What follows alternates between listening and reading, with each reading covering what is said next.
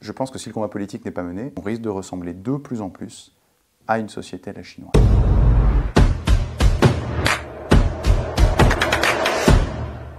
Le pass vaccinal, on ne mesure pas encore les effets, mais c'est un basculement civique et anthropologique. Pourquoi? On a défini une situation d'urgence et au nom de cette situation d'urgence, dont le Conseil constitutionnel a en réalité renoncé à apprécier la proportionnalité de l'atteinte, on a pu imposer un nouveau type de société. Une société qui se rapproche un peu de ce qu'on voit en Chine, c'est-à-dire une société qui n'est plus une société où la liberté est a priori, mais elle est concédée. On passe donc d'une société de liberté à une société d'autorisation. La liberté n'est plus le principe, elle est concédée, puisqu'elle devient propriété de l'État. Vous abandonnez cette liberté à l'État. C'est là où c'est très dangereux, parce qu'à ce moment-là, non seulement vous abandonnez vos libertés à l'État, mais en plus de ça, il y a un risque de dérive. Pour moi, le danger du pass vaccinal, pass sanitaire, c'est pas la fin de l'expression, c'est le début, c'est le principe du pass.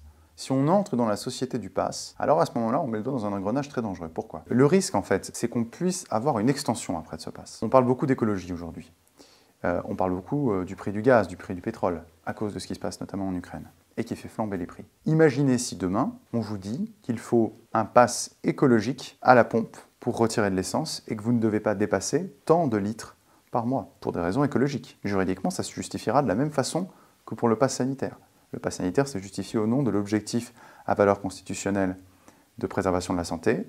On justifiera au nom de l'objectif à valeur constitutionnelle de préservation de l'environnement. La boucle juridique est bouclée. Il faut bien avoir conscience que tout ça se fait toujours au nom de notre bien, mais la liberté n'est pas une affaire de bien. C'est d'abord une affaire d'autonomie de l'individu, de dignité de l'individu aussi. Je trouve ça absolument indigne de voir des gens qui sont mis sur le côté, qui ne peuvent pas entrer dans tel endroit, tel restaurant, du fait de leur choix vaccinal, qui encore une fois, je le rappelle, ne porte pas tant atteinte à autrui, surtout si autrui est vacciné.